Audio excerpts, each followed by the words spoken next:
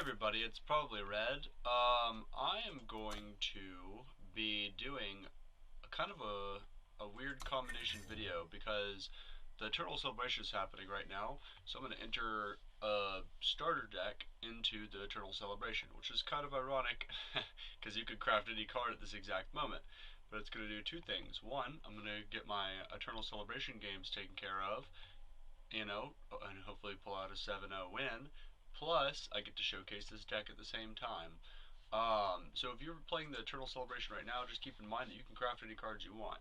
But this deck tries to keep the number of your commons and uncommons high, and your number of rares and legendaries low. So you should start, if you started the game recently, you'll start with Caleb Claimless.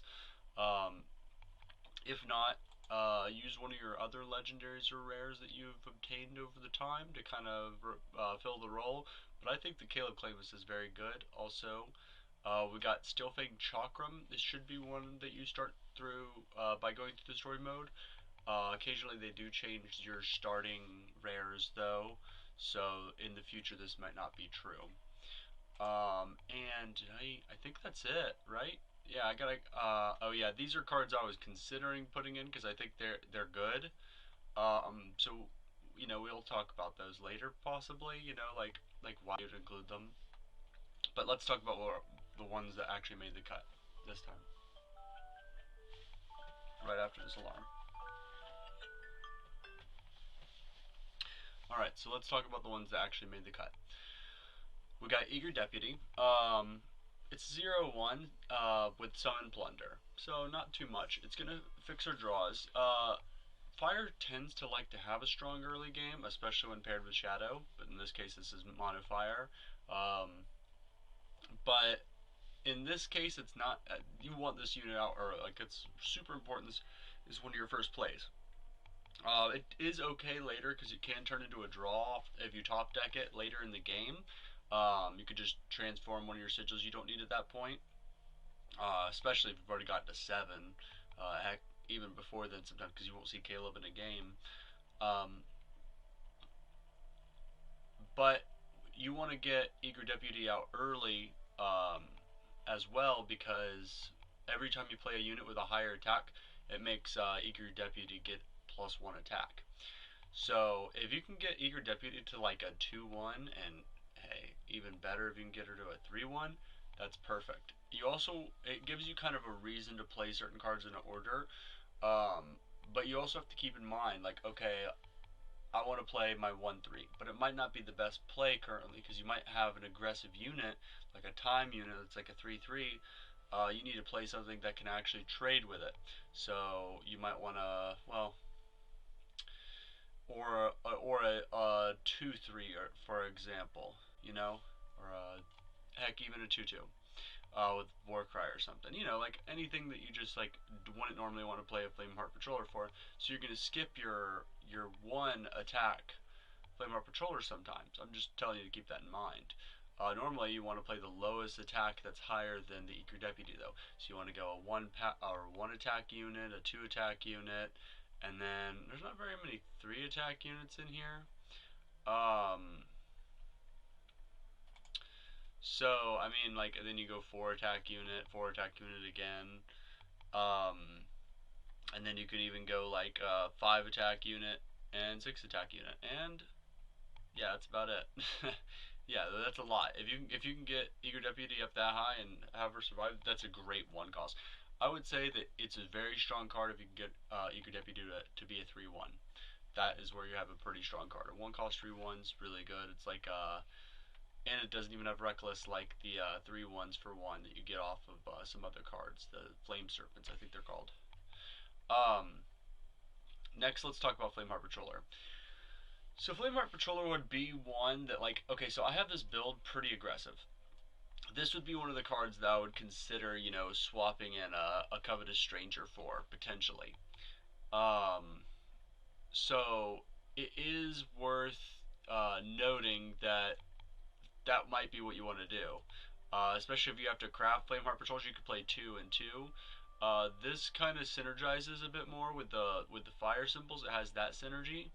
And And a 3/3 for 2, if you can keep it happening regularly, and sometimes occasionally a 5/3 if you do play a symbol, can be really good. And it doesn't seem like an aggressive card on the surface, and it does play defensively on some turns. But if you can if you're attacking with it, it's usually it's gonna be an aggressively statted unit. Because I mean, early game you might attack with a 1/3, but usually no. Shavka Evangel. So this is kind of a utility card, but the Berserk is nice with some of the attack affecting cards in here. Corrosive Dagger, Steel Fang Chakram, Caleb. Yeah. So that can be really nice. Because that means you get to hit twice. So that can be a unit you want to get out early. You go Berserk and you swing with that Reckless every turn until it dies. And there's the tricks in here.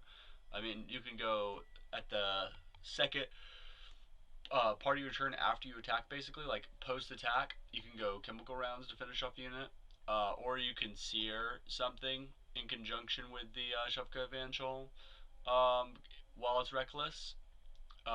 Because your opponent just thinks, okay, it's a reckless unit, they have to attack, but you might have something to kind of synergize with that, make use of it if you can.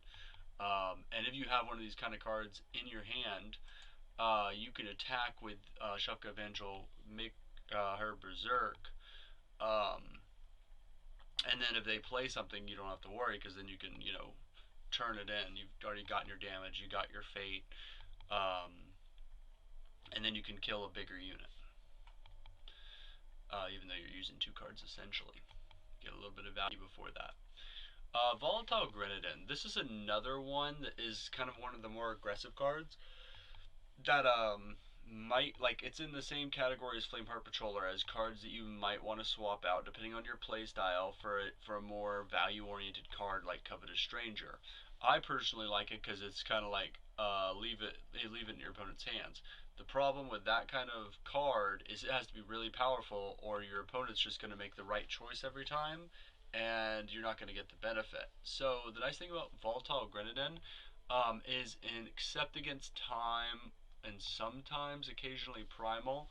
The 5/5 for 2 is amazing. On the other hand, the 4 damage is always pretty good, I would say, unless they're like playing Zenin Life Gain or something crazy like that, or they're just really early in the game. It's not going to have that big of an effect, but if you're trying to race your opponent aggressively, either form is fine for 2 cost. You're not always going to get this out on turn 2 though, and sometimes you do want to get some of your more value-oriented cards. One of the reasons having a 5/5, similarly to Flameheart Patroller, it's not always going to be a 5 attack unit, but when you do get it to be a 5 attack unit, our next card makes it insane. That's kind of like you're running sometimes under par units, but because of Might Weaver. So let's talk about Might Weaver. This is one of the synergy cards in the deck. If your attack of your units have 5 or more attack while you have Might Weaver out, they get double damage. So it just like completely jumps their attack. It's insanity. It's insanity. Plus, Might Weaver, it's really rare that this will happen, but sometimes it can surge enough to make itself have double damage and 5 attack. What you need to have happen for that is you need to have a fire symbol, and you need to have Shavka Evangel drawn into your hand. So it's pretty rare that that happens, but I mean it can happen, and you can swing in, but you don't want to swing into a board where you could lose your Might Weaver, because this is one of your key pieces. This is your synergy card. This is a pretty simple card. We've talked about it. We have talked about it in other deck techs, the beginner deck series. It's a 3-cost 5/5 after its ability goes off, and then if they decide to silence it, like if you put a Steel Fang Chakram on it, or something like that, or if they can't deal with the decay and they silence the decay, well, it gets bigger. It'll get back that -2/-2 because it's a static effect. I don't know if that's what they officially call it, but I call them static effects because they just like kind of are there, but once they're removed, they don't have a lasting effect. So it's not like a creature gets -1/-1 from a decay. It's just on the card, and as it loses that ability, its attack and health go back up. So that's the only really odd thing about Prism Golem. But a 3-cost 5/5, I'd say it's a good card. Very good, especially for an aggressive deck. Even like kind of in a defensive manner too. You know, it's just all around pretty darn good. Then we got a 3-cost 6/4. I've always heard people say Refracted Sentinel is kind of bad. I don't think it is. In this deck, I think it's worth running. I might be wrong, but I am very partial to Refracted Sentinel. It's not for every deck. You gotta have a game plan. But you can. The real downside of this is when it's a 6/4 Sentinel for 3. Okay, pretty good deal. But your opponent gets to play a sigil of their choice from their deck depleted. So if your opponent has their um, sigils, like they got sigil jacked up basically, like they have Justice Time, but they need their primal out of their deck and they can't find it, and they're like trying to draw cards and get it. You just gave that to them, and now they can play like their Permafrost real quick, and then you kind of mess yourself up there, and then they're fixed for the rest of the game for their sigils. Um, or they can get their third time and then play I don't know, some 3-time card, you know, 3-time influence card. So it could have its downsides, but it's still a 6/4 for 3 could be pretty great, especially when you have a Might Weaver out swinging in for 12. This deck is low to the ground, so it's pretty great. Caleb Claimless. The reason this card is in this deck is because it's a legendary that you should start the game with generally, and in addition to that, it's pretty strong. It's not really a shoe-in fit for the deck. It's way too much. It costs way too much um, power, basically, to play. That's 7. Um, but if you're boosting your entire deck, basically, or your whole field of fire units, then that can be pretty gnarly. And drawing weapons of your choice, which means corrosive daggers or steel fang chakram in this case, that's pretty decent. With the quick draw, this can win you the game if it doesn't get removed. And even the turn it comes out, it has an effect on the board if you have at least some kind of board state. It can basically stop a board stall by giving you the advantage on the push, which you should be hoping you get the entire game as an aggressive deck. I think it's worth running. And if you don't have it, run one of the. You can replace it with Oni Battle Driver until you find kind of a solution that you prefer. I would say, because I mean it's not the same card by any means. It's kind of why I included these two, is because I could say like if like what card you can replace them with. But if you started earlier and you're coming back into the game, you don't have to run Caleb the 8-drop. You don't have to run Caleb Claimless. You can just run an Only Battle Driver, and it'll actually be a little bit smoother on the curve, if not a little bit less powerful. Then we got Corrosive Dagger, one of my favorite cards. Yeah, I am super fond of this card. It's a 1/1 weapon. It's got decay. Oh yeah, but when you summon it, you play a 1/1 rustling with decay for every 2 fire influence that you have. So that's pretty fantastic if you ask me. Yeah, if you're getting 3 rustlings, this is like a souped up assembly line because all the rustlings have decay. So you can attack no matter what. This is one of the more aggressive cards. It's subtly aggressive because if you have K units, you can just keep attacking and attacking and attacking and making your opponent's unit, even if you're up against time, you can make your opponent's time units actually like, Midland. And sometimes you'll have your Prism Golem or your Refracted Sentinel be able to trade with them after that, or even like survive swinging into them. And if you're attacking with your big units and your Rustlings and your small unit that you gave your Corrosive Dagger, then you're doing pretty good, I would say. You want to, in my opinion, it depends. Like, there's 2 ways to use Corrosive Dagger. Of course, you want to get as much influence as possible. That's the big thing. But there's 2 really ways you want to do it. You want to put it on your smallest and most, like, I don't care about this unit, your, like, weakest unit. Usually it's going to be, like, Flameheart Patroller or Shopgood Evangel, Volatile Grenadine that they didn't give the +3/+3/2, something like that. Maybe you're an Eager Deputy after it's, like, a 3-something, or if you just don't have other units. Or you're going to give it to your big unit if it pushes it over the size of your opponent's board state. So if they got a 5/5 and you got a Prism Golem, you can make your Prism Golem a 6/6 so they have to double block. And even if they double block and it would only kill one unit, your damage to the other unit is going to have decay. Plus, you get your choice of which one you actually want to take out first. Steelfang Chakram, it's an interesting card. It wouldn't be like the first card that comes to mind when I think of like cards that I want to include, but in a lot of ways it does have its advantages over Corrosive Dagger. If your unit dies, if you start out the game putting it on small units to kind of make them big enough for Mightweaver, you keep getting the Steelfang Chakram back. That's why having a 1-of is actually pretty solid in this case. Because you don't want to have 2 in your hand unless you have like 8 power and you can just play both of them in a turn and then your units die and you just have enough units to keep playing. It's just 1 is plenty. And it can with Mightweaver, any unit in your deck can be big enough to get that double damage. And if you put it on something that already has double damage and is like unimpeded for a turn, or you can like match it up with some seer action, this could be a really powerful card. Yep. And then 16 spells. This is a very spell heavy deck. Wait a minute. We got some 3-drops right here. And they're not even spells really. So we'll talk about Thunder of Wings in a second. Let's start out with Chemical Rounds.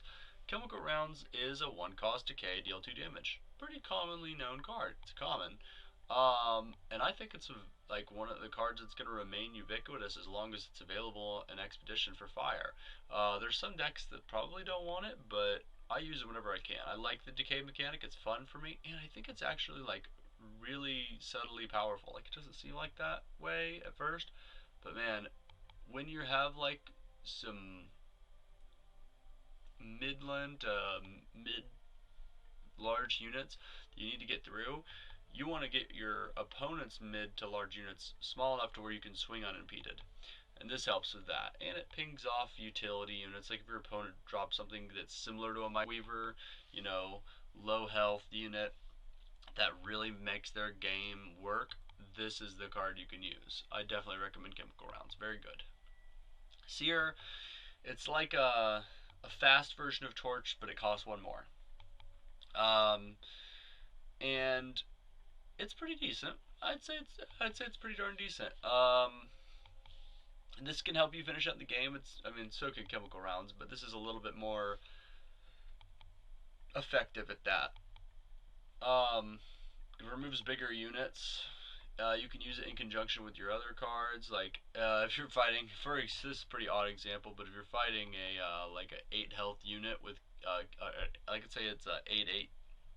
You're attacking into with Caleb, which at that point they're not gonna. I mean, they think you're getting the weapon. Actually, in that case, oh yeah, you draw it. Okay, yeah. So you attack with your Caleb, and then you play Seer on your opponent's 8/8. Your quick draw will happen, and then you'll kill the unit. So it synergizes with quick draw very well, but there's not too much quick draw in this deck at all. It's just a really solid card. If your opponent plays something on their turn, at the end of their turn, if you have 2 up, you can go ahead and seer that before it really affects your attacks. And Flash Fire. It's not fast like Seer, but since this deck's going to be gaining a lot of fire influence, this is a good way to just finish off a game.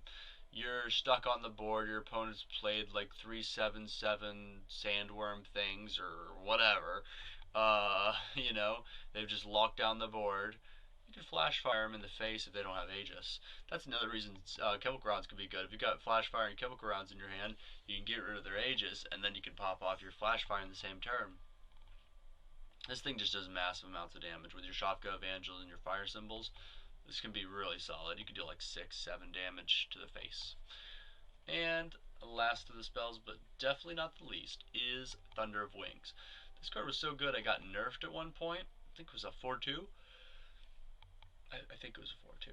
But you can play as a 5 cost, and it's a 4/1 dragon with flying and charge. Or you can exhaust one of your units to play it as a 3 cost 4/1 flying and charge. So if you're blocked on the board with your Flameheart Patroller that didn't surge that turn, or you got a 0/1 Eager Deputy and no other units or something like that, or you just you know, you got a Volatile Grenadine that can't attack into their 3/3 unit. You can just fly over them with Thunder of Wings. There you go. 17 Fire Sigils, pretty simple. 4 Fire Symbols, very strong card. Subtly powerful, kind of like Decay. That's one of the kind of Argent Depths themes, I think, is subtle power.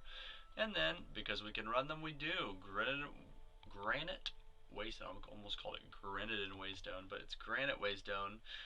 This card is especially nice with Eager Deputy. If you get an Eager Deputy, then drop a Waystone, you can get a little early boost. Other than that, it's good with hey, it's pretty good with Steelfang Chakram, or if you have a Corrosive Dagger, nothing to play it on, gives you some more units to play it on. And then we're going to talk about what I think about these cards, and we have talked about a couple of cards that you could basically put them in for. Other than that, I think the deck is very solid, but just like some considerations. Battle and Survivalist didn't run it over Eager Deputy because it doesn't have Plunder, and I think if you had a bunch of cards, like, okay, Might Weaver synergizes pretty well with Battle and Survivalist. I think this might be more of like the draft tier, though. It's just kind of odd. It's a 1-cost 1/1. Doesn't have your Plunder, and you have to wait to get that effect in an aggressive deck. It does skip weapons, which can be nice. It's a little bit different than a Warcry. You don't have to attack, so I think it has potential. It's just not good for this deck. Kindling Carver. This card's always kind of been hard for me to put into a deck. It does a lot. It's really powerful.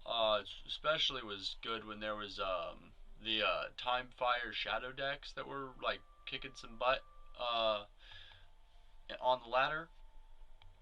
You know, your Void Synergy, Sacrifice Synergy decks. I don't think this deck really needs it, but I think it's powerful enough you probably could get away with running it if you really wanted to. You don't have too many sacrifice opportunities, though, and you want your big units. That's one of the main reasons I didn't run it. Covetous Stranger a lot. I've run this card a bunch. Starter Renegades has posted an announcement. Okay, cool. Anyways, back to what we were talking about. Covetous Stranger. I've run this card a lot. I think it's really powerful. At first, like when I first saw this card, I was kind of blown away. I was like, you just draw cards and fire, but it can't. It can be pretty great. It can be pretty great. And I think it might be worth running. We just have a lot of 2-drops. Really, if you notice you don't like the Volatile Grenadine, just take out the Volatile Grenadine and throw in your Covetous Stranger. You know, for a little while, or you can run 2 and 2 and see if you like that. And then, like I said, Oni Battle Driver. It's got a pretty powerful effect, but it's a very all-in strategy. The Overwhelm helps and has strong synergies with Might Weaver. Like I said, if you want to just not have Caleb Claimless in your deck, or if you don't own Caleb Claimless, Oni Battle Driver is perfect. Alright, so let's jump into some games. See you in a second. I know I already mentioned it, but we're doing the Eternal Celebration, so we're going to see the best of the best out here. In all honesty, it might be some of like the greatest of the greats. Let's see if we can get that 7-0 and get that invitation. Alright. Let's go ahead and jump in. So we're running a almost all commons deck, so this should be interesting. I mean, if you could run on ladder, why not run it in a little tournament, in my opinion. We're up against Zebro X. Okay, we got Seer's okay. I like having that Might Weaver early. Shavka, Evangel, Refracted Sentinel, and a Fire Symbol. I'm liking all of that. We can drop the Fire Symbol on the first turn. I know we don't get that Surge later if we do draw that, but we're just getting that Fire Influence and depleted power out of the way. And then next, I would say we drop our Shavka Evangel. Ooh, Stone Scar. Okay, so we might be facing an aggressive deck.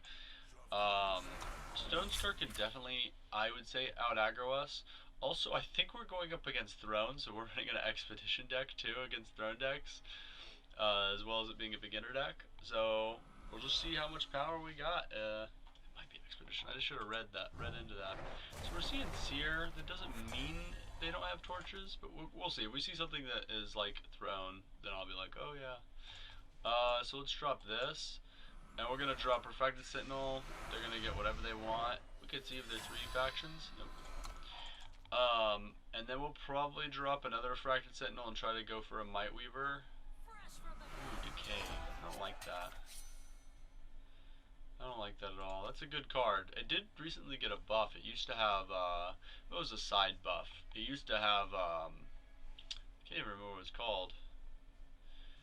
It's, what is it? It's like transform or like, I didn't, oh, shift. That's what it's called. Shift.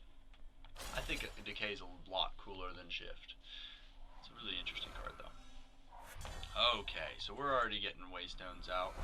That is perfect.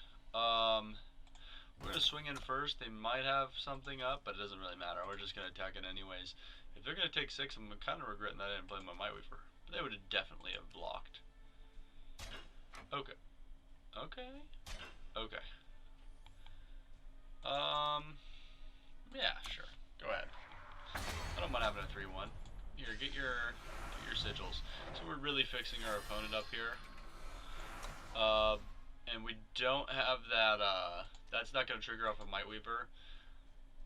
So, they blocked anyways. So if they don't have something, which would be very surprising to me, if we draw another power, we could go Might Weaver and Seer in one turn, which is what we really need to have happen. Because that might pop us off for a super strong turn. Ooh, the last card we want to see right there. That is a card that can win the game on its own. Black Hole War Leader. Okay, I think it did get a nerf though, because when it hits the enemy player, I think it used to be on attack. I don't know. I've never played with the card. You know, technically, you could, if you're watching this, hurry up and get into the Eternal Celebration and run that legendary card, because currently there is a thing out where you can run anything for the whole week. So I think that's super interesting. I'm sure there's going to be some crazy brews running about. I've been, you know, testing a couple of my own on mobile. But I mean, it's mostly just for funsies. Oh, more Decay. So they have some really powerful plays going on here.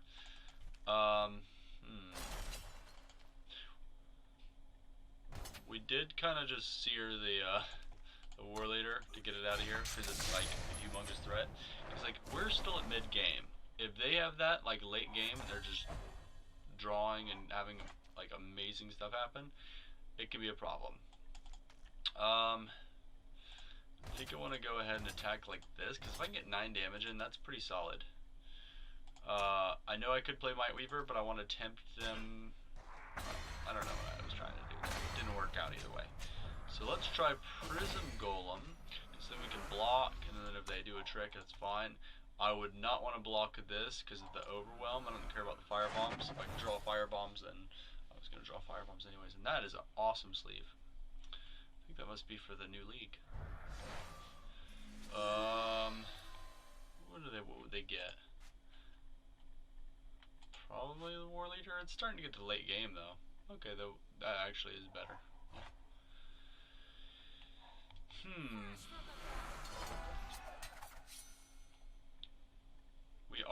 We do have more cards in hand, which is a pretty good sign. They have a pretty gnarly board there. They just did a market swap though, I would say. Or they're considering one. I'd rather they didn't, but that means they have something powerful if they don't swap, so either way.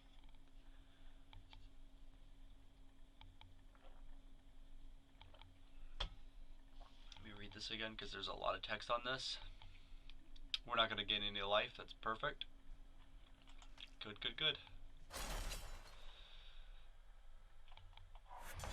Alright. So they're on the defensive now.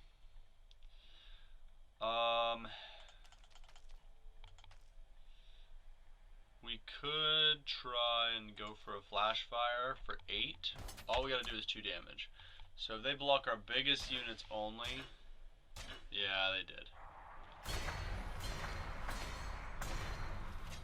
Okay, that's fine.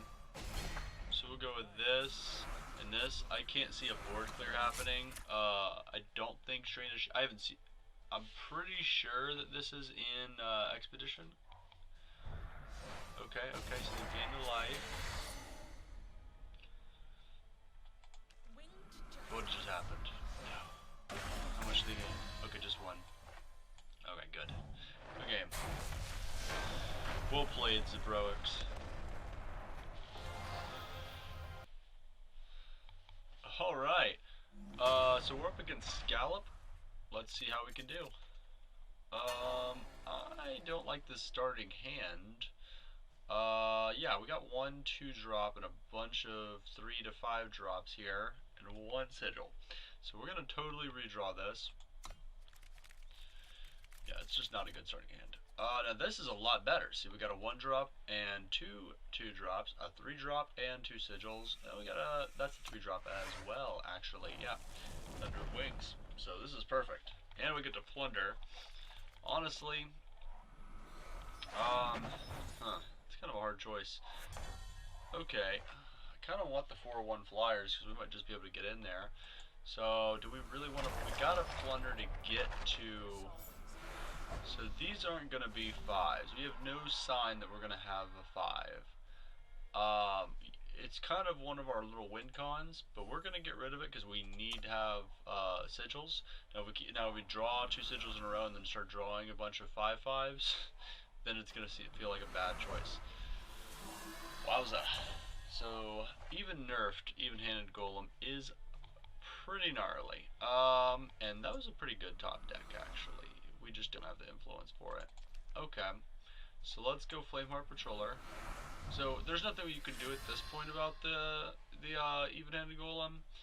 It's just like we'll swing in, let them trade. We probably should have saved it for the Thunder Wings, honestly.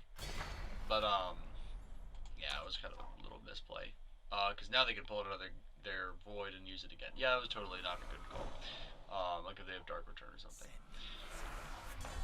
We will swing into that. We're trying to be the aggressor.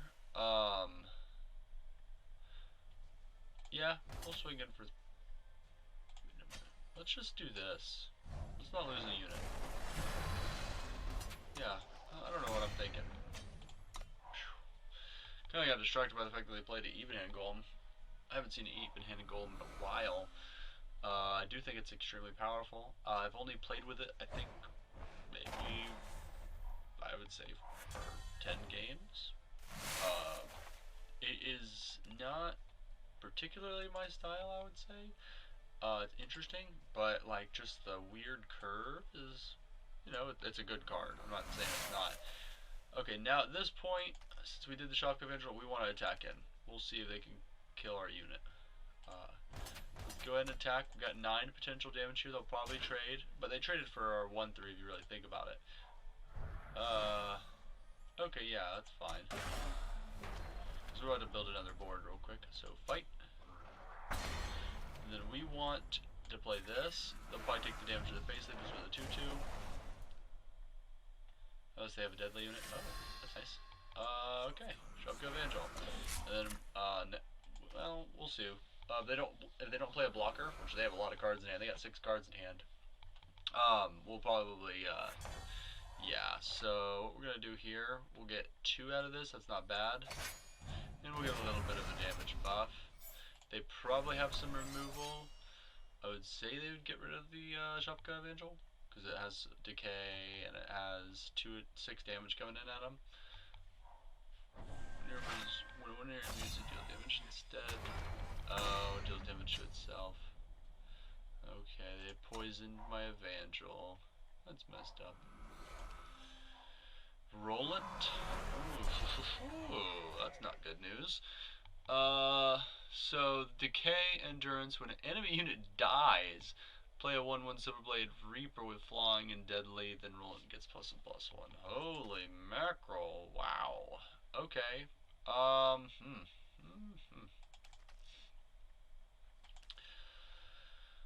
Okay, we can do this. I really want to just get Thunder of Wings out. You know, yeah, that's what we're gonna do. We're gonna do this. Swing. We don't really want to. The thing is they could just kill our units, but if they do, then they'll get 2, and we don't want them to have blockers yet. So we just want to get that 4 damage in early. Now if we can just deal 4 more damage anyway, we can win. Ugh, I kill something and block something. That is worst case scenario, I would say. Gets another blocker. They have endurance, but okay. Okay, so this is bad news.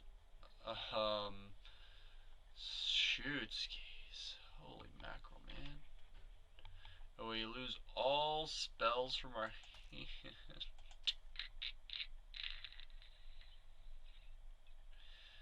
We were pretty close there.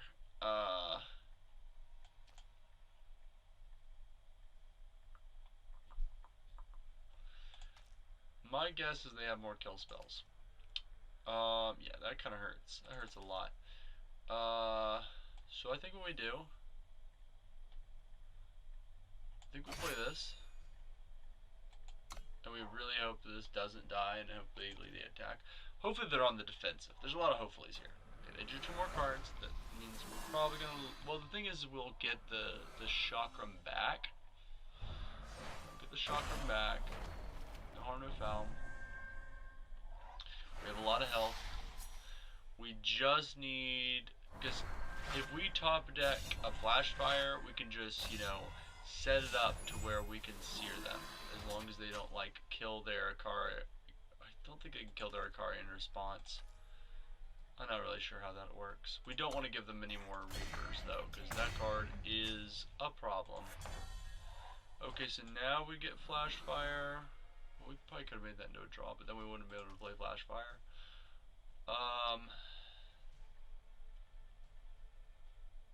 At this point, we want to turn that into a draw if we draw another Sigil. So, I think we just drop the chakram, because we can slow down their damage output, because they got 7 in the air. What does this thing do? They shifted it.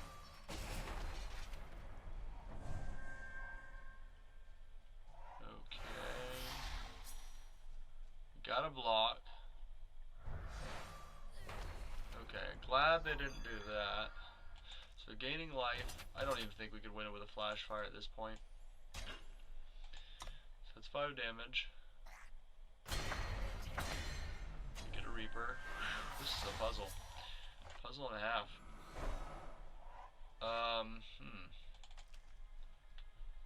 Let's go this. Skip. Grenadine, and then Seer.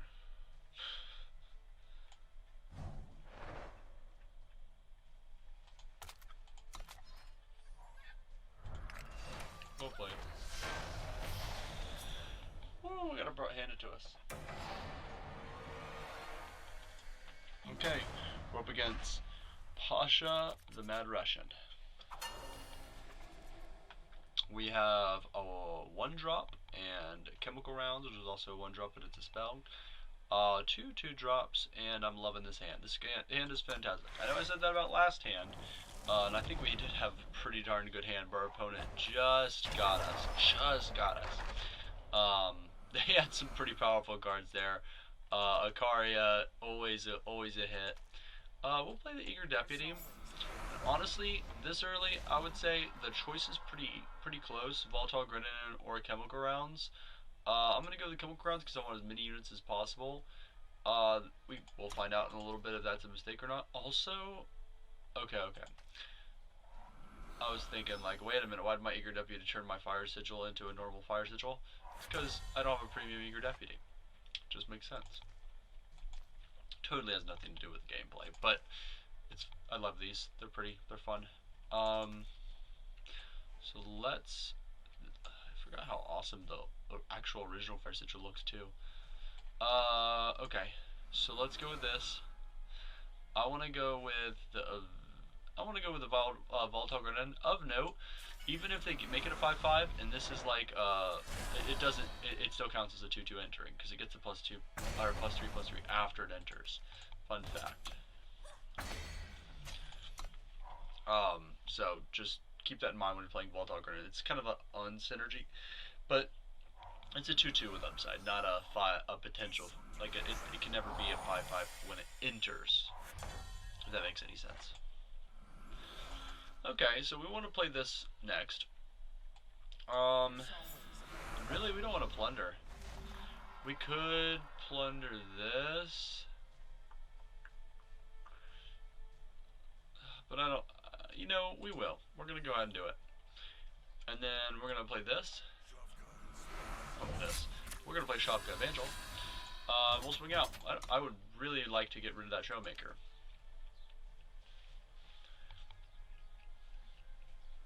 I would say to trade with the Eager Deputy.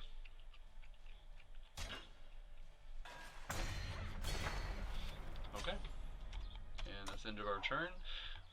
We don't really have any potential for any big units. We lost that with Volatile Grenadine right there because they had so much health they just used it as a resource. We'll draw some cards and hopefully get into the Might Weaver action. Maybe we'll draw some sigils too. That's kind of why I was like, okay, let's throw the sigil away for a treasure trove. This just got a buff recently. Playing it as a 1/1, so am I buffing it some way? I could decay it, but I don't really know what they're doing. I guess we could draw and then maybe get a sigil. We'll just draw. We don't really need the Might Weaver so much that. Yeah, let's get rid of that. They might have just played it because they don't have many units in their hand currently. So this is a good chance to kind of push damage, get rid of their unit, and next turn we could Thunder of Wings. We could Thunder of Wings, Eager Deputy, doesn't really matter. It'll get a buff from this entering, because even though this is a spell, it does actually play a unit. So it's kind of funny how the Volatile Grenadine can't trigger it, but it can with a 2/2, but can't. Let's go like this. We could have also done it on the Shopka Evangel if they played something that we didn't want to attack into. So it's a nice synergy between Thunder of Wings and Shopka Evangel. Always good synergy. I like those.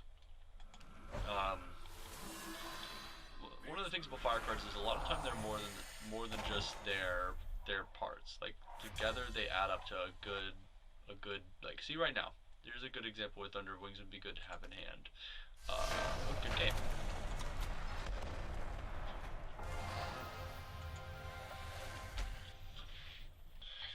Oh my gosh, we're up against batteries. Yeah, I've heard of batteries for sure.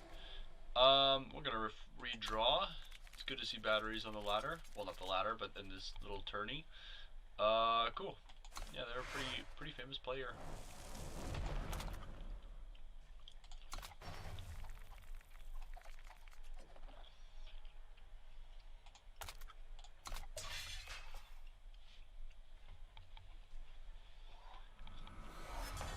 Alright, let's start with a Fire Sigil. Turn. Okay, so 3 factions. Let's go with a Fire Sigil. What does this thing do? When you play Relic, draw the top power of your deck. So they're gonna love when I play my Refracted Sentinels. Oh, Rat Cage. So they're a Relic deck. Okay, wow, they got a lot going on already. Alright, so let's do this. We'll play the Grenadine. They took the 4 to the face. We're not going to decay a rat yet. Even though they might not play something, if they play like any kind of utility, we want to get rid of it if we can. Like if we swing in with a 2/2, we'll kill that 0/3 with our decay. Oh my gosh. Sever in the Mad Mage. Relics cost 1 less to play and activate, and you get a random ring. Which one do they get? Cobalt. Draw and discard. Okay, so they got some stuff going on, don't they? They aren't messing around. So these can't block, which is good. Let's go this. And we're not going to attack into Severin. Man, that's a good card. 4 cost 4/5. Pledge is nice. Everything about this card. It's pretty solid if you're playing those factions. It is a 3 faction card, so it's going to be powerful. Your units have overrun, and they're gonna silence Caleb. Aw, man.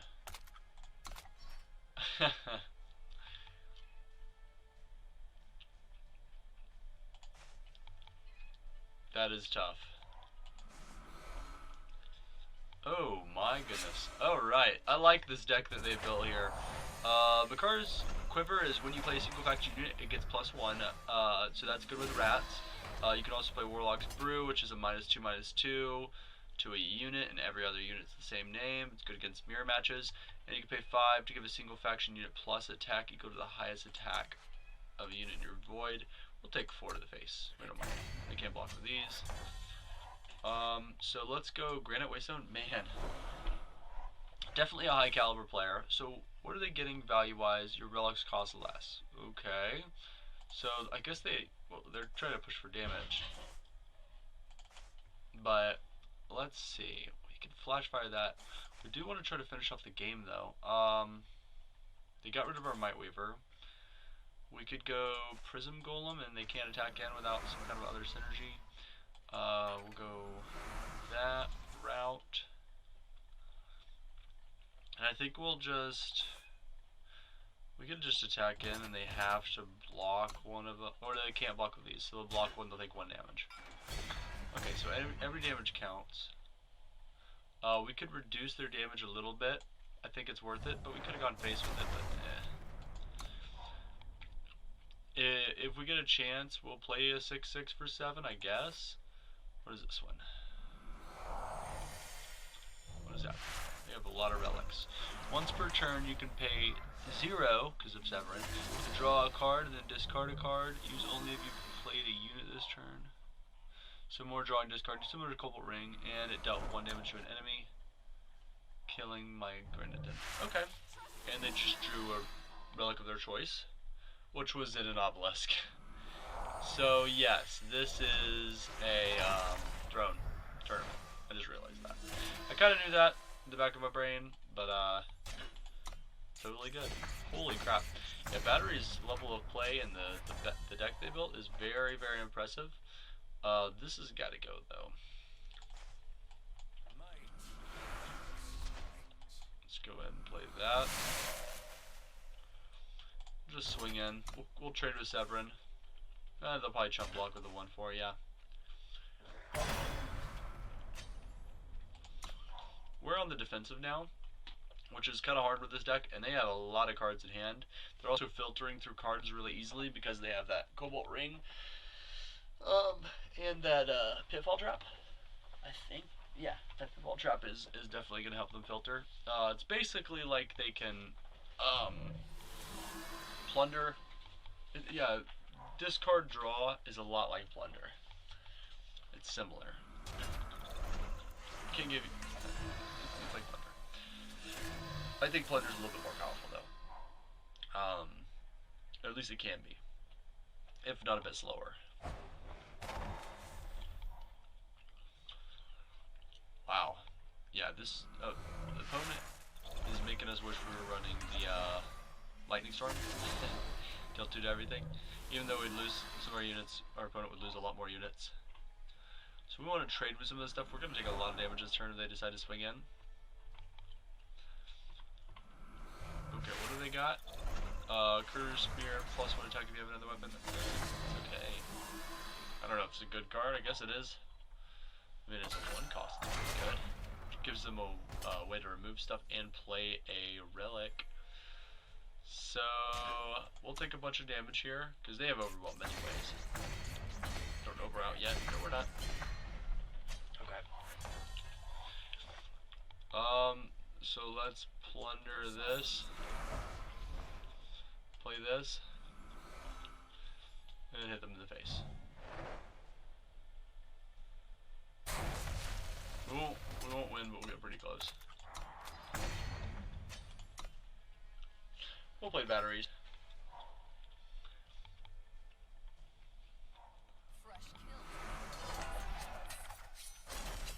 They could have held back Severin to have a constant defense and then slowly, you know, destroyed me.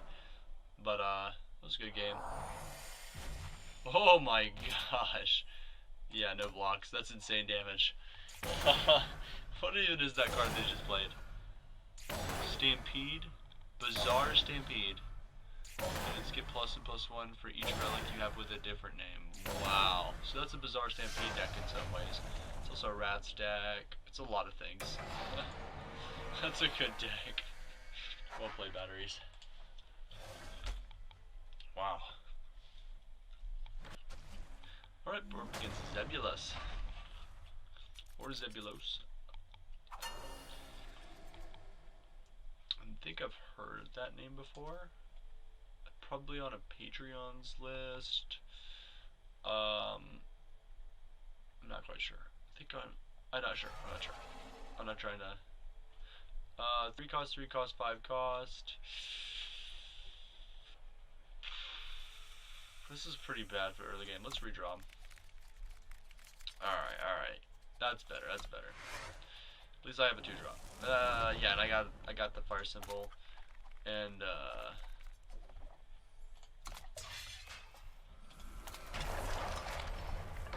I need to add a hello. I don't have a hello, so I just have to like combine emotes to say, hey, how's it going? Now we can go Fire Sigil. We're not going to be able to play a 3-drop on time, but we'll see what our opponent does with this.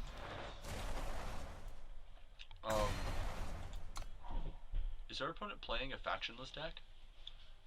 I believe they are. Okay. We return to the Porcelain Mask. We actually will get a 3 cost. Oh, they didn't want to silence my Prism Golem. That would have been so cool, because I don't think it's a choice. I think they have. I don't know if they can skip silencing a unit. That would have been pretty sweet. But now we got a 3 cost 2/2. We can plunder it away eventually. Yeah. Dang. Oh, that would have been amazing. I wonder if that can happen, or they have to silence our Prism Golem and make it a 7/7, where they use a Porcelain Mask. Now, we just fought Porcelain Mask and got our butts handed to us, so we'll see what Porcelain Mask is going to do to us this game. Keep Your Offering. I really love this card. It's very, very cool. It's a 0/4 unit, but it feels like a kind of a relic or a spell because it draws you cards. I believe we will go with a fire symbol. And then there's not really any point in attacking with our 2/2. Well, I mean, we'll get damage in if they do decide to chump block, but they're not going to, I would say. Let's just go. Let's get some. No. Yeah, we'll attack with a 5/5 and our 4/1 charging dragon. See if they block. They didn't. A lot of damage. I think we're doing pretty good. So far, we're up against Mono Time with probably a lot of. What do they got going on there? Oh, Seals of Devotion. What do they warp? I didn't even pay attention if they warped or not. Oh. Okay, so it's just a 4/1 now. It's fine. Yeah, our opponent's playing a very odd deck. Maybe I just am not used to how throne formats work. I think they're playing a lot of tools that work really well against throne decks, but we're playing Expedition, so our stuff is just kind of. It doesn't like we're playing a lot of stuff that's better if it's silenced, or like kind of vanilla-y in a lot of ways. So let's go. Oh, it's silence. See, I almost made that mistake. I almost just played a Might Weaver thinking. I was just talking about how good our stuff is silenced, not Might Weaver. Alright, so let's drop. Let's hope they. I don't think there's a board clear in time at all. I think they can silence all our units and destroy all our relics, but I don't think they can destroy all of our units.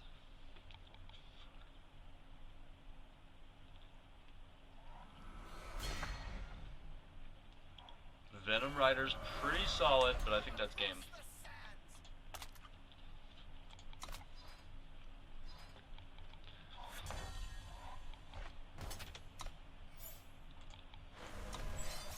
I should have just. Well, there we go. We're good. Good game. We'll play Zebulus. Oh, here we go. We're up against WSG Ron.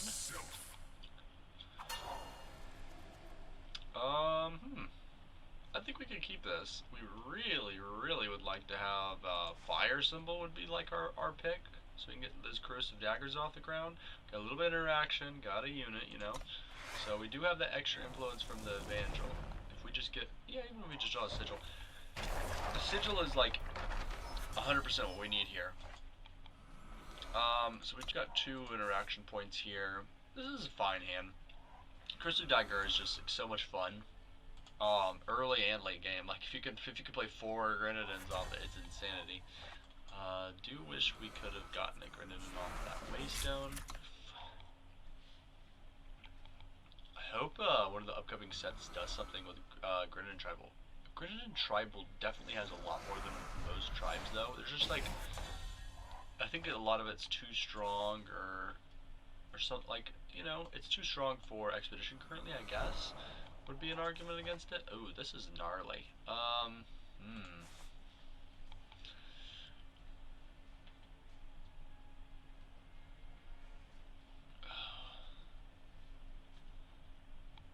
does Cryptid say exactly? Play its shade. Okay, so it's just a token. It doesn't it's a health isn't affect it. Anyways, of course it's not. I don't know why I thought it would be. We could do Corrosive Daggers and swing in. I think we will do that actually. No, we don't want to play Corrosive Dagger against Blight Moth. That was almost a big mistake. There's really nothing here we want to play against. We'll just play this. Gotta play a little slower. That Blight Moth really could ruin us. So we'll attack. They might think we have something that somehow does 1 damage. Okay, so we got 1 damage through. I guess we'll... I don't know. I'm playing weird. It doesn't have flying. Okay, good. So we did get an advantage out of all that. I messed that up. Okay. Priorities just completely changed. Glad we didn't use both chemical rounds, which you shouldn't use 2 chemical rounds on 1 Blight Moth Shade. When you're running Corrosive Daggers, it can be tempting. We gotta get rid of this ASAP, because if they play any spell on that, that is very bad for us. If we play spells on it, doesn't matter. Get rid of that ASAP, that's the goal. And then, we're not playing anything else, so their Shade will die unless they play a weapon on it, which, I don't think they're gonna do that. They would get an attack out of it. Okay, so they killed a unit, that's fine.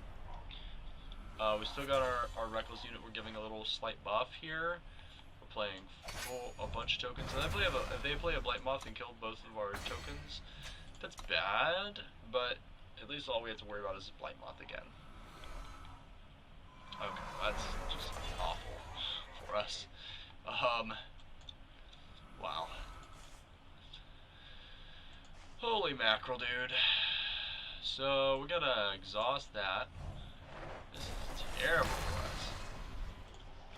So every time so even with decay rolling, we'll just stay the same stats. You can't decay roll it with a 1/1. It's insanity. It's a strong card. We're gonna flash fire him as soon as we get that flash fire operational. So they can kill our units now. They're gonna get a lot of advantage. Okay, they killed 1 unit. Not good. Okay, that helps. That gives us 2 influence to work with. We have to attack.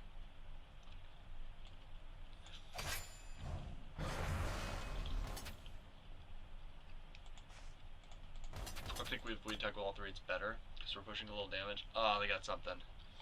So Roland's gonna get some stuff. I wonder if he counts their own units.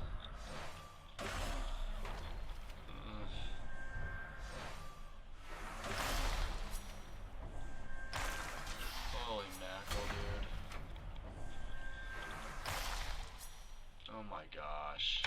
Wow, Roland is... You know, when I first saw Roland, I was like, okay, that sounds pretty strong. Now, after seeing this madness, just gonna take that damage. That's a lot of damage. But we gotta take it, because we want to be able to push for victory, potentially.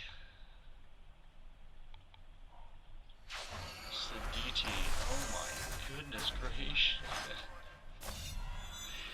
Curse of provocation at the end of the turn. Okay.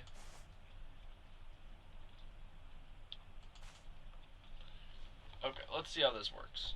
Let's see how this works. Kingdom attack with 1 wrestling. Okay, good. Because the damage remains.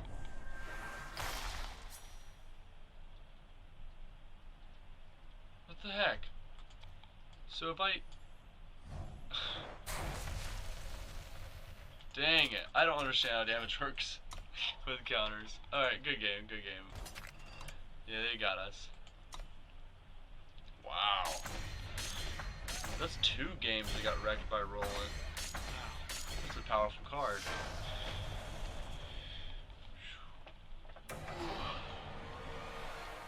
But we leveled up.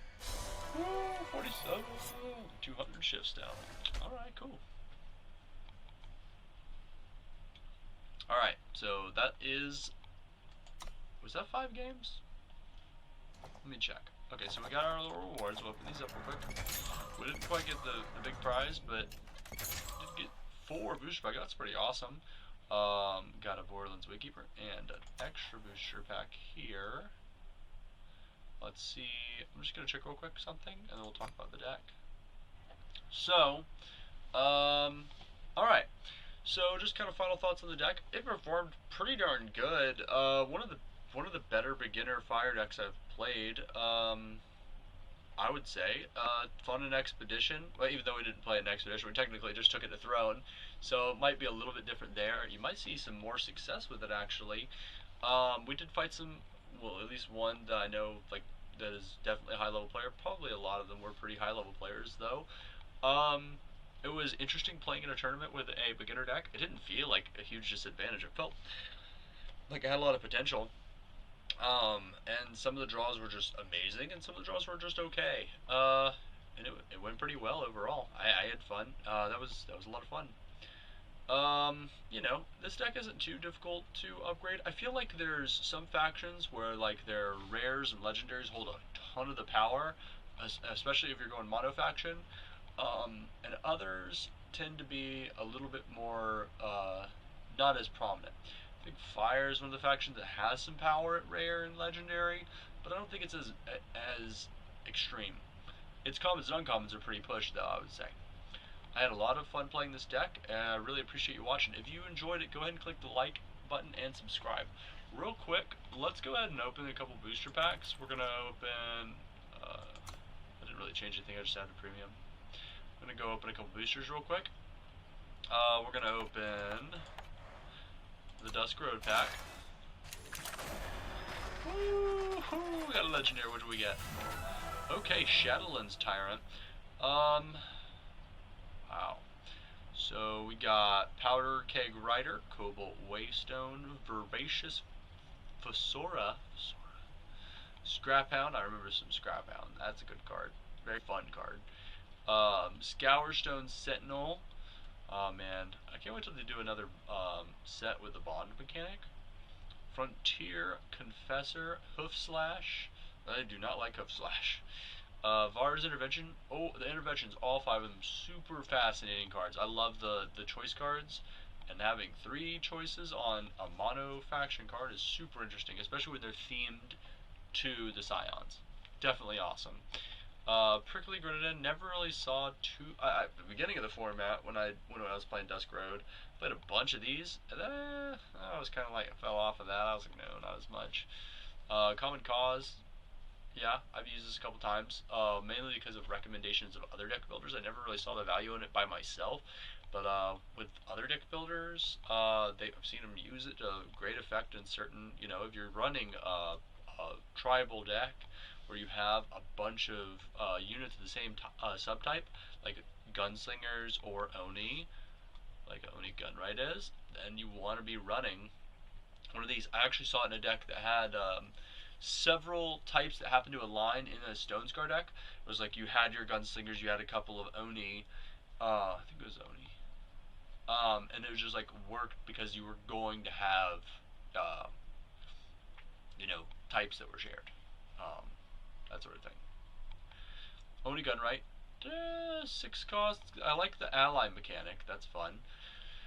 And then finally, let's talk about Shadowlands Tyrant in a little bit more detail. So it's a 5 cost triple Shadow Influence 6/4 lifesteal. It's part of the attack increase series is what I'm gonna call them. I forgot what exactly they would call them.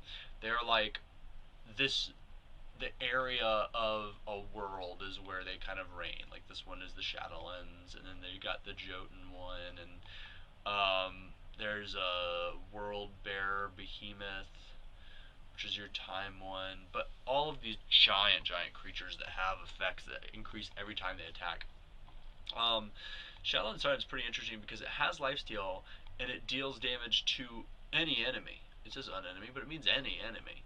I'm pretty sure that means it can't target sites, but you can ping your opponent's face, or you can ping one of their units. And then this ability increases by 1.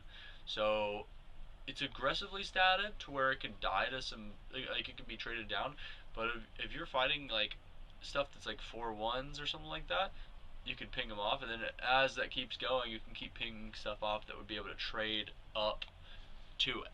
So that can be kind of nice, especially if you're mixing it with some removal spells and just like kill this, kill that, swing in, kill something else. Your opponent's board is clear without actually using a board clear. Pretty awesome card. I'm glad I got it. Excellent. We're gonna skip over here and open some Argent Depths packs. I love Argent Depths. One of my favorite sets in a long time. I really like this set. There's been a bunch of nice sets though in a row. I've definitely enjoyed them. Badge of Honor, interesting justice for draft. Forget. I actually saw someone using Forget. I think they either pulled it off a random card or from market, I would guess, but maybe they were main boarding it. I don't know. Throne's a completely different beast. I haven't played Throne in a long time, so it might be so much demand for silence that you're running stuff like Forget. Orc Official. Now, this card has the potential to actually be a pretty powerful card. Like, it could get ran in some decks. I would say. Maybe some, like, beginner series Justice kind of things. I'm not quite sure. I think I did not run it because it was a 4-drop, and I had other 4-drops slotted, or I just didn't want to go to 4-drops heavily. I'd have to go back and check that. Chemical Rounds. Hey, this card's pretty good. Reflection. This is a notoriously bad card. Beautiful, beautiful art. Reminiscent of the painter Bob Ross's style with your little trees going on here and your mountain and your river and your clouds. Very interesting. Battery Mage. 5/3 for 5 time plus 1 max power, and Surge max power increases again. It's pretty solid. It's okay. It's just a little delicate. And when are you going to want maximum power that late in the game unless you're building up to something very big? And usually you're going to have so much maximum power in time, you don't really need that. Hearty Warrior, I think, is stronger than it looks. The 2/2 plus health equal to your primal influence. But it costs 4. It's very much a draft card. The Vows, you can discard Time or Justice Sigil, a Time or Justice Sigil, from your deck to gain an influence of that type and you take a damage. I think it's nice because it's either or. Not quite as, I would say, extremely powerful as the Silexes, but I think they're really runnable. They're very good. They're solid. Rust Machine, I think, is interesting, but it's very hard to play 5-cost spells and get your Rustlings. That's the hard part about Rust Machine. I love Rustlings. I love Decay as a mechanic, but it's one of the harder ones to get to work. And then Ultimate, you can pay 4 to get that plus 5 power, so you can actually cast those spells, which is kind of nice. So it does make it a little bit easier for itself, but at the same time, it's not exactly the easiest card to get Rustlings off of. Let's jump over here to Executioner. I have not seen a lot of this card, but it is very menacing art there. 2-cost triple shadow, kind of like the Volatile Grenadine of the Shadows. And then it's a 1/3 unblockable. When you play a card on the enemy player's turn, deal 1 damage to them, and you get a health. It doesn't get a health, but you gain a health, if that makes any sense. You gain a life point. It's a lot easier to differentiate your life points than from your units. Overall, it is a very fascinating card. I think it's probably a little bit better than the Grenadine Drone, but it's a lot more of a it's weird that it has unblockable and defensive stats. So it's like you could compare it to a flying unit that can't block flying units. You want to do it with ambush, I guess, would be kind of your plan. So you want a reactive deck or a fast spell filled deck. So you could like slowly remove your stuff. It kind of might have some synergy with a Shadowlands Tyrant deck. Spellbound Ursine, Overwhelm and Imbue. This thing can get nasty. If Primal wasn't so subdued in this set, and I think we're going to see a recursion of Spellbound Ursine in the future if Primal gets a big boost, which you'd think Argent Depths, you'd think it would be a Primal set, but hey, I'm not complaining, I'm just saying. You'd think Primal would be on top. This is a card that makes you think that there's some potential. I hope it makes its way to the curated packs so we can see that in draft become a huge beast. And then From Within, a very fascinating card. It turns into another card once you have triple justice, triple primal. But it starts out as a little 1-cost fire influence card that gives one of your opponents +2/+1 charge and decay. A nice little interesting boost. It's fast speed, so you can give decay to get value off that small unit fighting that big unit, even though you're losing a card from your hand. If you're running all 3 factions, it has that late game potential, because Bryn says when a spell is played directly on one of your units, it gets +2/+2. Not Bryn, but the card you're targeting or playing on. And then when you play Sigil or any type of power, you surge, and Bryn gets flying, Aegis, Berserk, Endurance, Killer, Lifesteal, or Overwhelm at random. So get some random powers. I like that random. I wish I knew Bryn's unit type. It doesn't even like have a little tiny. Like, I mean, they could have it like even the size. You see how Mage, it says Mage on Battery Mage. If you look there, I can use the mouse. See how it says Mage here? They could literally just have that right under that bar. But I don't know. I'll complain about it on Reddit later, maybe. I don't think it's that big of a deal. It incentivizes you to play Brand. It has a little bit of a mysterious aspect to it, because these cards are full of mystery, but at this point it's just a convenience thing. Overall, the design of this card is awesome and very fascinating. And it does turn into a 6 cost of note. That's 4/6. I think I already said that, though. We're not going to open all these packs. We're just going to open up, I'd say, this one and then 2 more. Okay, so we're going to go through these a little quicker than I have in the past. I kind of like going through these a little quicker. Monk Enervator is a 1-cost 1/1. When you play another unit, that unit gets +1/+1 this turn, so you want to be playing charge units or units with killer. It has Summon Plunder. It has a very tiny synergy with charge and killer. Killer specifically, if you're building like a recursion killer deck, it can be pretty good, I would say. I think it has potential. The Summon Plunder is worth it by itself. It's just such a niche pick for a common. It's just so rare you're going to see this card. The art is so fantastic, though. Definitely fun. Definitely fun art. Overheating Minibot's always fun. Notoriously underestimated. And maybe rightly so. I mean, a 2-cost 3/2 Reckless isn't that great. But you can turn it in to get your bigger stuff out. But only you basically net 1 power after using its pay 2 sack ability to get your 3 power. Brightling.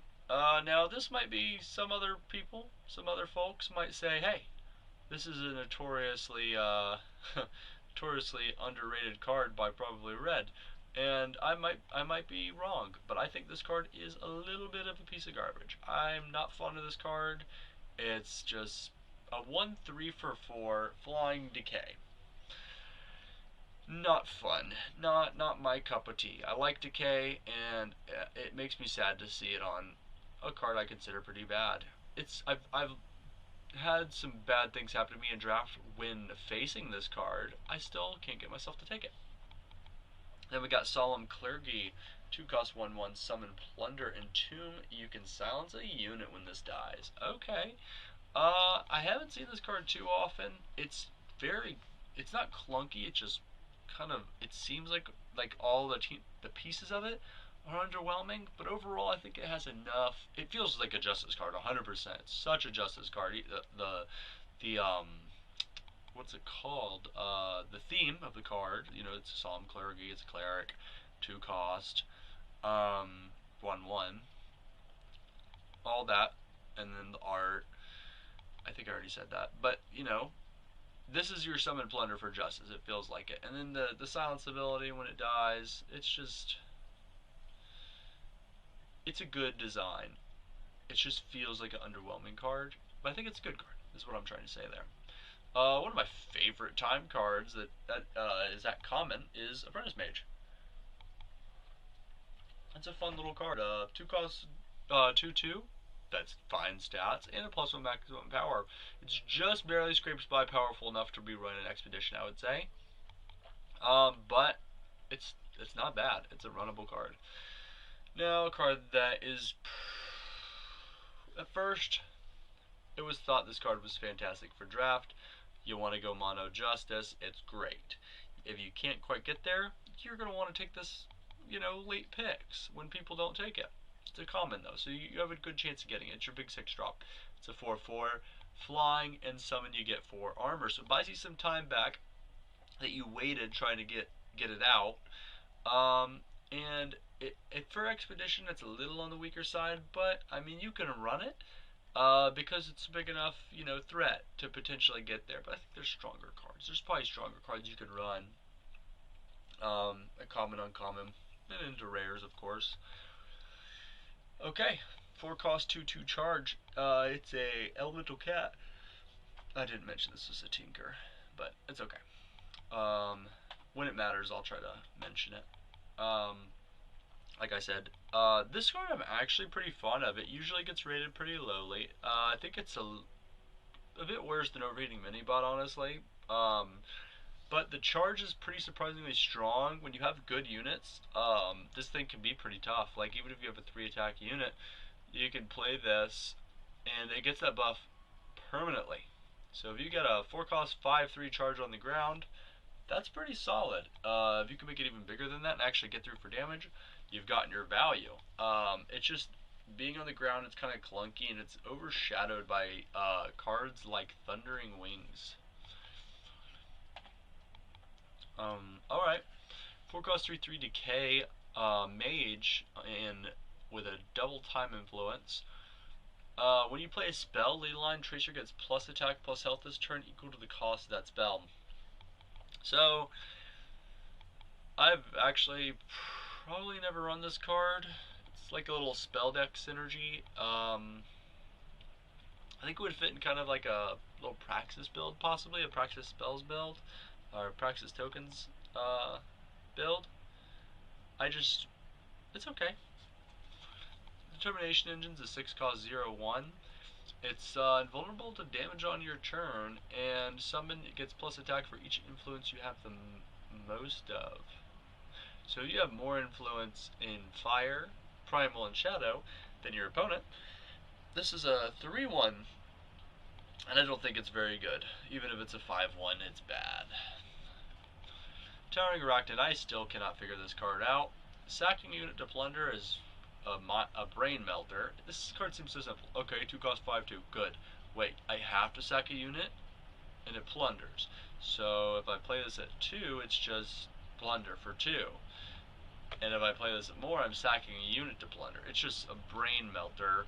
I don't know if it's good. Still, it synergizes pretty strongly with sack mechanics, kind of.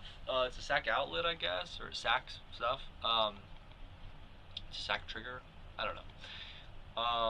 And so it you know, it triggers your sack effects, and it synergizes with your 5 attack stuff. Praxis Vow, I already talked about vows, and Jotun Icelinger is our rare. I like this card a lot. It's a draft card, I would say. It's a draft bomb rare. It's pretty decent. 6/6 with Aegis that like hits your opponent in the face. No, I was wrong. I take that back 3 seconds. Hits enemy unit equal to your shadow influence, and then you get that much life.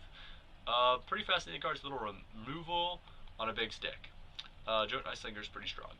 It's an 8 cost though, so you have to be able to get the 8 in Feln. Because you're not going to want to run this unless you have some Shadow Influence. You want it to deal 3 or 4 damage before it's really worth playing, I would say. Heavy influence requirements, but I would say if you don't have another big bomby unit, then hey, run the Icelinger. Maybe first pickable in some packs, depending. There is a lot of powerful commons though in Argent Gems.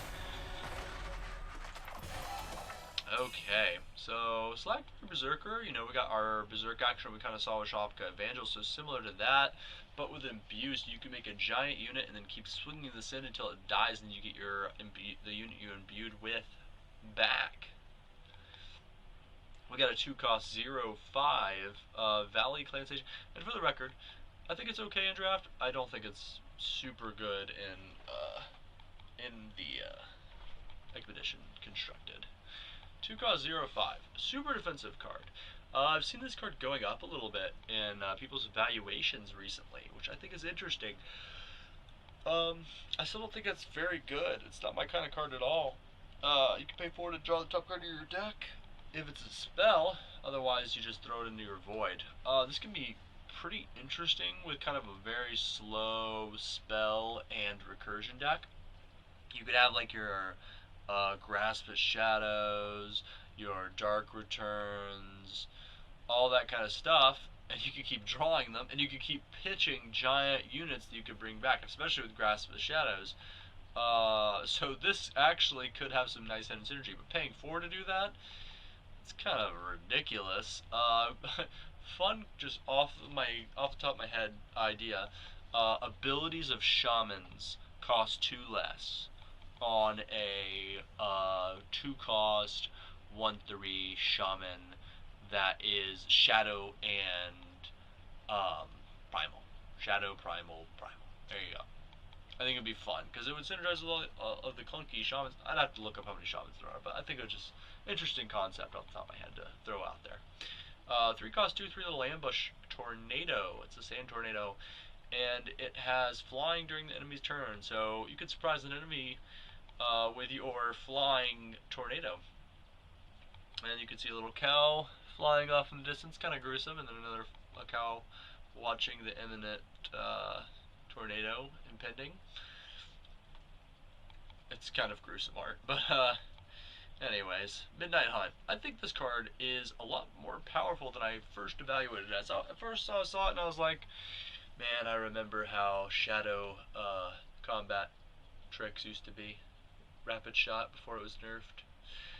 But this card can get crazy. You can get +6 if you're in Mono Shadow sometimes, even more than that. But I'm saying +6 like pretty reliably. Like it can be like that Flash Fire damage, and since it's fast, unless your opponent's got some power up, like 2 and they're in Shadow as well, or some kind of other stuff like that, and you think they're about to remove your unit, just drop that Midnight Hunt. Boom! You can win a game out of nowhere. It's like Flash Fire for 3.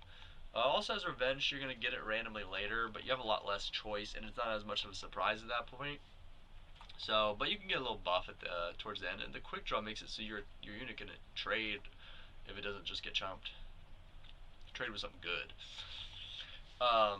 Okay, Dark Fire's more, I mean, if you're in Stone Scar, this card could be a win condition. It deals damage to an enemy, which means it could hit your opponent's face, but it can't hit sights. I'm pretty sure. Correct me in the comments if I'm wrong on that. I'm pretty sure that's how it works. Equal to the highest attack among your units. So if you've got, this is another 5 attack, because that's the theme of Stone Scar, is the 5 attack. And also if you have Shadow, it has lifesteal. You could run this in just fire, but why not just run Flash Fire instead if you're not in Stone Scar? You want that lifesteal. It kind of like, if you're not as aggressive, you're kind of like midland, you know, you're running your Covetous Strangers, you might even be running your Toda I think it's Pioneer, no, it's Toda, the Sacrifice Toda thing, the 1-cost, the Kindling Carver. There we go. If you're running a Kindling Carver, you know, you're more a synergy, building up value Stone Scar deck, this card can buy you some time. It's a lot better in a draft, I would say, than it is in Expedition. It's on the midland, or the weak to midland tier. But this can just annihilate you out of nowhere. We already touched on Forget. Let's go to Vorpal Cutter. This is a 3-cost 1/3 in Shadow with Decay. Love some Decay. This card at first, okay, and also when it attacks, she gets plus attack this turn equal to the highest attack among your other units. So similar to Darkfire in a way. And I was a lot higher on this card's like value in draft towards the beginning of the format, like when it first, not this format, but like the beginning of Argent Depths. I was like, this card's insane. I would pick it all the time, and it hasn't necessarily performed badly, but I just like I haven't had a lot of times where it like has won me the game. Overall, it's still really high on my list, but it's just like I'm not as sure about the card as I was in the beginning. As other cards have gone up, this card hasn't necessarily. So it's kind of matched in value, but I would still consider it pretty powerful and possibly worth considering in one of these kind of beginner deck lists. Shadow Etchings. You get to draw Shadow Sigil from your deck, and then if you have 4, you can exhaust a Shadow unit to swap a card from your hand with a Shadow card from your market. There's one of these for each of the 5 influence types. And this is the market, type card. And I love these, not because of how much I use them and how great they are, but just because it's kind of reduced the amount of market you see in Expedition. It's not as powerful as the other market things. You've seen it every once in a while, but it's kind of a slower, weirder method. I like this. And as the other ones cycle out, and these are your main market cards, and you do see these a little bit more often, I think the market will be so subdued that it'll be an interesting aspect of the game, and it'll like apply some fascination to it. But I think it'll be like you don't. It's not gonna be the same. I think that's the best part about these is they kind of subdue the market. Not, I'm saying market's one of the better parts of the game, but making it more of a choice to have a market, that's what I like about these cards. 3 cost, deal 3 damage to an enemy. Pillage deals double damage to units with endurance or lifesteal. This is kind of a draft removal card, and it's pretty good. Also, the art is pretty awesome. You know, you see your Steelfang Chakram and your Vadius. Vadius, I think is how you pronounce his name. Vadius. The old chieftain of the Sky Crag. Also, Eileen's brother, for a little bit of backstory there. Fascinating card. Practice Vow we've touched on. Apprentice Mage we've talked about. You know all that. And then Inspiring Leadership. 3 cost Justice. When you play a unit, you may set another one of your units to the same attack and health. So let's say you play. Okay, let's talk about this in terms of the Severn next time Shadow Primal. So that's not a really good example. I was thinking this would be fascinating with rats, but let's say you're playing Roland. Roland? Yeah, the Iron Tyrant, I think is his name. And then you have like 4 rats out. The reason I say that is because it's a relic and that's a fascinating deck. You have 4 rats out.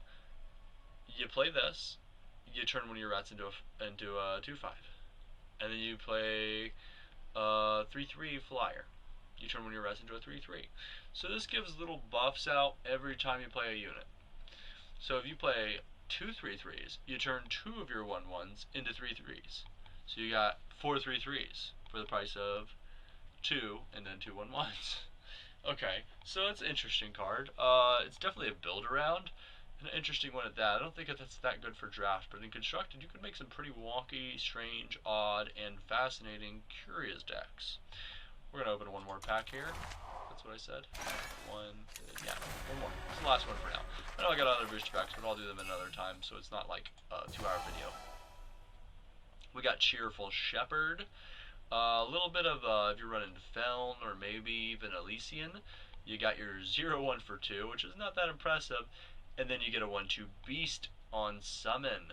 So 1/3 in stats for 2. It's about, low rate. It's your low end of the rate. It's an interesting card. Comparing it to Grenadine Drone, it's not that good. It costs twice as much and you have just as much attack power. I guess if you're doing like sacrifice synergy, it's pretty okay. Relentless Pursuit. A lot of people don't like this card. I am kind of in love with this card. The art is amazing. You got, well, I know it's like Shadow Caleb, like the Dark Caleb. Well, not Shadow, but Fire Caleb. Kind of like the evil version of Caleb. But it's Caleb, so it's awesome art. He's got his shotgun, he's got his sword, he's running through this hall, you know, doing some crazy stuff. So he's the bad guy in the story right now, but it's awesome art. I like his like ponytail thing going on. That's cool. Red cape, you know. He's got his action pose, and it's a fast spell that gives one of your units +3/+0, and then all of your other units get +1. Okay. People compare this to Rally. This is really good with a quick draw unit, and then a bunch of other small units, because you can just like basically remove something. It's a little bit better than Rally in that aspect. And then you got your other buff. So if you got 2 units, this is the same amount as Rally. If you have 3 units, you got it's less value than Rally. If you have to choose between Rally and this in a draft, you're gonna want to run the Rally most of the time, I would say. But this is better on 1 unit. Yeah, it is a little bit worse than Rally, I guess. Now that I'm really breaking it down, but it's definitely cool. It's a cool card. Good, interesting take on Rally. Audacious Ruse. A lot of people like this card. I think it's okay. I think it's strong. It's just definitely not my play style, but I would run it in certain situations. So this is a 2 cost. I think I already said it's a fast spell, but it's a fast spell, and enemy units get minus attack this turn equal to your Justice influence. So, in Mono Justice, it's kind of like, I can't even remember the card. There's a card like something -6 or something like that. So it just like basically it's like temporary removal, but for all of your enemy units. Interesting. It's kind of a fog effect if you play Magic the Gathering before. The nice thing about this is it doesn't give it to all units, just enemies, so you can block your attacking opponents and then destroy them all if you didn't attack. So if you're on the defensive, this is pretty strong. Really can swing the tide of a battle, especially if they like are playing their own trick, and then you get rid of that trick, and then also make all of their other units worse. So that's pretty awesome. It has a huge ceiling, I would say, for potential with synergy and other cards, like depending on your board states. It also has pretty darn low floor. So it's definitely a card you need to pay attention to when playing it. You can't just, you know, have it in your hand and play it like a unit. And then, yeah, it can be bad. Shadow symbols. Shadow symbols, fire symbols, time symbols, justice symbols, and primal symbols. Primal symbols have all had their impact on the game, and I think in a positive way. I love this card. Fun fact, I heard this somewhere. Not necessarily. I'm not gonna call it a fun fact. I'm gonna call it a fun potential piece of information that I heard. I don't even remember what podcast I listened to. I heard that the Direwolf had these in the mix for a while, and then they didn't have a set where it really fit. Then they were coming up with the concepts for Argent Depths in development, and they were like, yeah, this is where symbols go, and I completely agree. This is perfect for this set. You know, I think it was probably like a scary moment for them. They were like, this is pretty powerful. Are we sure we want to release it? And then it just like in testing worked out, and they're like, okay, go ahead. This is so perfect. And that's how I feel about the symbols. Okay. Brightling, we talked about. Hearty Warrior. Storm Prowler. I am still not fond of this card. I think it's still worse than the Tinkerer, the Justice one, that has the 4 Justice influence, 6 cost, 4/4, gain 4 armor flyer. This could be like a 5/5. It starts out as a 6 cost 1/1 flyer. Hopefully by turn 6, unless you're getting like stomped, you can do like Cheerful Shepherd stuff. It would be fun to build a solid deck that runs this, and this is like a top end, and it just works. But I just don't think it's that good. Oh, I got a very shiny Praxis Vow. Lucky me. Thank you, Direwolf. Backbreaker. Pretty sure. I don't think it was this one. It's this or another Shadow Relic weapon that just got nerfed. Yeah, I think it was this one because it gets plus armor equal to your Justice influence. I think it went up in cost, but that might have been the only thing that changed. I think it was a 5 cost. I want to say it's a 5 cost 5 one. I can't believe it would be a 5 cost 6 one, but hey. Awesome weapon still. For a draft, I think it might be a little bit too pricey as a weapon for your expedition decks. But I mean, you could probably run 1 or 2. When you want it, you know, be bad. Emerald Crafter. This is an awesome card. One of the better Surge utilizations of Surge in design, I would say. At 4 cost 3/3, Justice is kind of what hurts it here. But every time you Surge, you make your potential Emerald incarnation on the Entomb bigger. Because when this unit dies, you get a 1/1. And every time you Surge, that instead of being a 1/1, it'll be a 2/2, and then a 3/3, then a 4/4. So real fun card. Awesome, interesting take on the art. I really wish they'd put their artist names out there, but maybe they just maybe their artists don't want their names disclosed. I don't know. That's been a minor issue with Direwolf for a long time, but I don't know. Overall, they've definitely improved their user interface and everything over time. So I mean, that little thing doesn't really bug me too much. It's more like for the artist than anything. 5 cost 4/3 relic weapon, and so I'm not just brushing over that. I say that because I mean, I probably wouldn't have noticed it by myself, but I am definitely echoing the what others have said in that regard as far as artists.